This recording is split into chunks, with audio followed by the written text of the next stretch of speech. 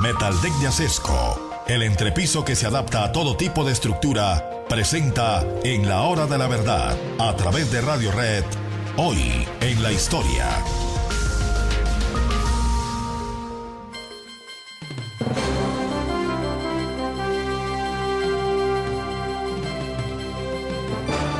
Nos dicen con frecuencia nuestros oyentes que quisieran oír más de historia de Colombia, quitándole espacio, si es necesario, a pasajes y paisajes muy interesantes de la historia universal, tanto antigua como moderna.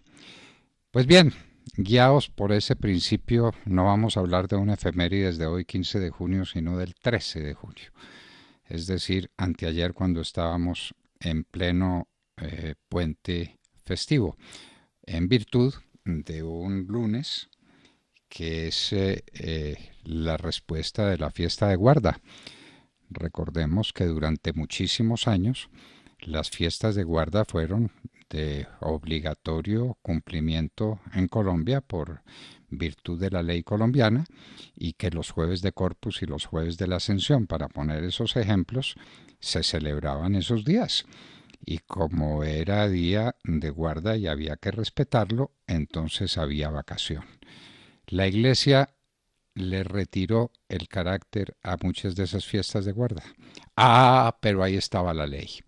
Y entonces seguimos celebrando el Día de la Ascensión como día festivo, cuando en ninguna parte del mundo se lo celebra. Ni el jueves, ni al lunes siguiente, muchísimo menos. Pero aquí tenemos la fiesta y esa fiesta está vigente. Pues bien, el 13 de junio de 1953 tuvo lugar el único golpe de Estado militar que sufrió Colombia o que vivió Colombia en el siglo XX y en lo corrido de este siglo XXI. Dejemos a un lado la guerra de los 1000 días, dejemos a un lado las vicisitudes de la guerra del 85 que condujo a la batalla de la Humareda, y la batalla de la Humareda al proceso de regeneración de Rafael Núñez y a la Constitución del 86, dejemos todo eso de lado y vengamos a la historia que desemboca en este año de 1953, el 13 de junio. A partir del 9 de abril de 1948, Colombia se convirtió en una especie de horno en el que ardían todas las pasiones políticas. Veníamos de dificultades en el manejo del orden público, es cierto, eso había existido, pero no habían tenido ni de lejos las connotaciones y los alcances que tuvieron a partir de ese día 9 de abril de 1948, cuando el comunismo internacional, representado por Fidel Castro, un mozalbete cubano, un gángster cubano que vino con unos amigos suyos a darle el golpe mortal a la democracia colombiana. Estábamos en plena reunión para constituir la OEA, la Organización de Estados Americanos. Teníamos embajadores y representantes de muchos países. Era el momento ideal para que el comunismo diera un golpe mortal a las instituciones colombianas. Y Fidel Castro, directamente o a través de Roa Sierra o a través de quien quiera que sea, le dio muerte a Jorge Eliezer Gaitán en las calles de Bogotá, pasada la avenida Jiménez con la carrera séptima, unos metros más adelante hacia la plaza de Bolívar, asesinaron a Gaitán. Y aquello fue el horror. No se produjo el golpe que estaba pensado que se produciría ese mismo día como resultado del asesinato. No se produjo, el gobierno lo superó. La acción heroica de Mariano Ospina Pérez y de su esposa Berta Hernández de Ospina, que resistieron en Palacio con un grupito de soldados sin entrenamiento, sin condiciones de combate, pero con un corazón enorme. Y el presidente le dijo a quienes llegaron a pedirle su renuncia: más vale un presidente muerto que un presidente fugitivo.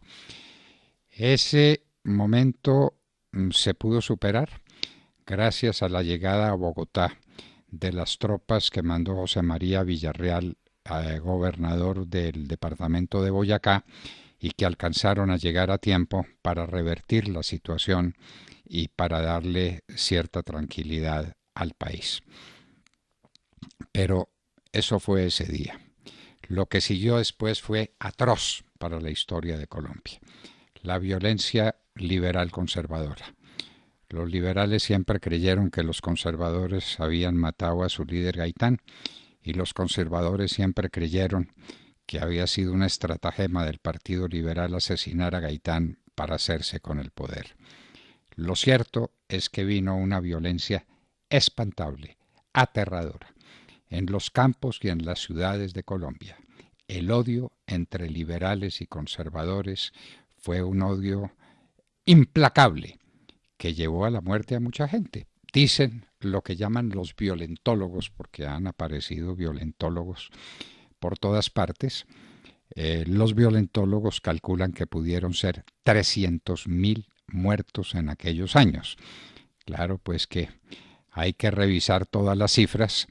Revisamos la cifra del 1.000.000 de muertos de la Guerra Civil de España, revisamos la cifra de otro 1.000.000 de muertos de la Guerra de Secesión en los Estados Unidos, fueron 750.000, y no 1.000.000.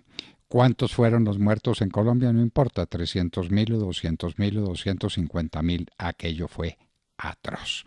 El país no resistía más. El país quería un cambio, necesitaba un cambio y tenía derecho a un cambio.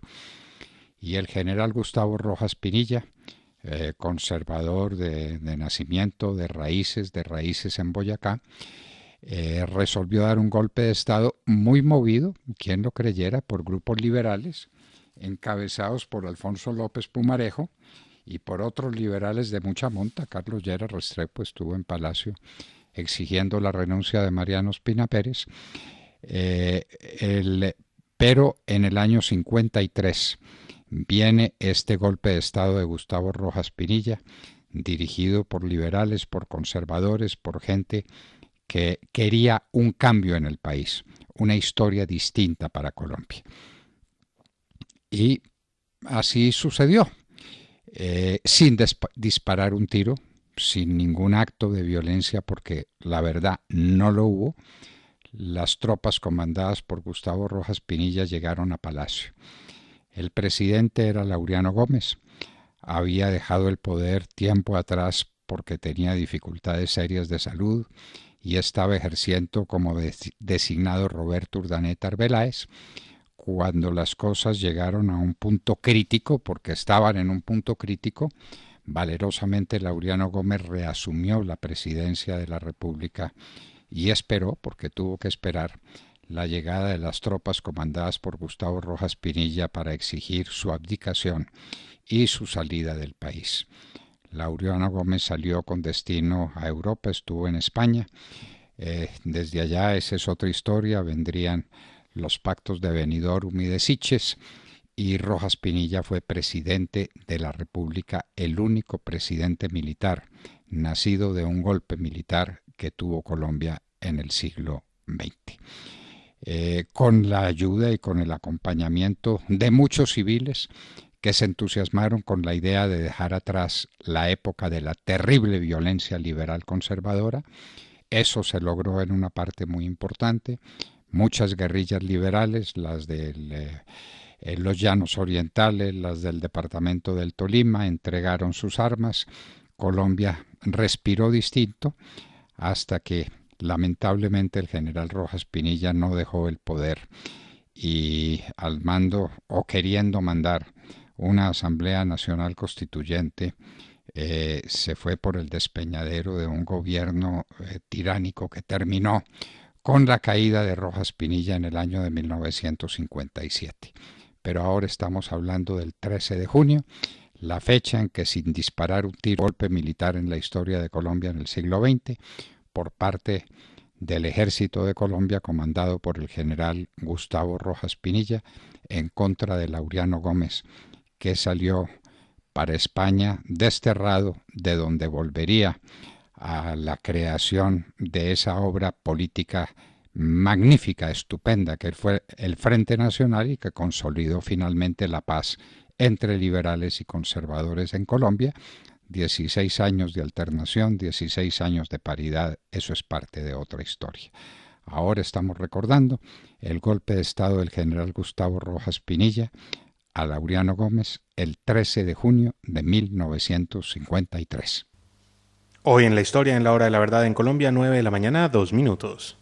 En tu próxima obra, metalízate con Metal Deck. Cambia el sistema tradicional de entrepiso por el revolucionario Metal Deck Acesco, con mayor fuerza estructural y más resistente a la corrosión, al fuego y al paso del tiempo. Metal Deck cambia la forma de construir, cambia la vida. Exige calidad Acesco.